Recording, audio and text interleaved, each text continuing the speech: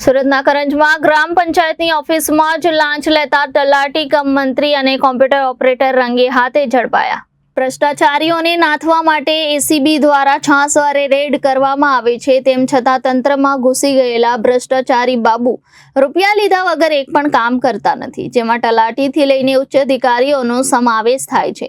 ત્યારે સુરત જિલ્લાના કરંજ ગામે તલાટી કમ મંત્રી અને મળતિયો કોમ્પ્યુટર ઓપરેટર 3500ની લાંચ લેતા રંગે હાથે ઝડપાઈ ગયા હતા। માંડવી તાલુકાના કરંજ ગામમાં વર્ગ 3 તરીકે ફરજ બજાવતા તલાટી કમ મંત્રી જિગ્નેશ કુમાર પ્રફુલભાઈ પટેલ તથા કોમ્પ્યુટર ઓપરેટર પ્રિતેશ ઉર્ફે પિન્ટુ મણીલાલ વસાવાએ કરંજ ગ્રામ પંચાયતની ઓફિસમાં જ લાંચ માંગીને સ્વીકારી હતી। જોકે લાંચ લેતા જેસીબીના છટકામાં બંને આબાદ રીતે ફસાઈ ગયા હતા। તેમની પાસેથી 3500ની રિકવરી પણ કરવામાં આવી હતી। હાલ બંનેને ઝડપી લઈ એસીબીએ આગળની કાર્યવાહી હાથ ધરી છે। Bureau report Janadesh news Surat.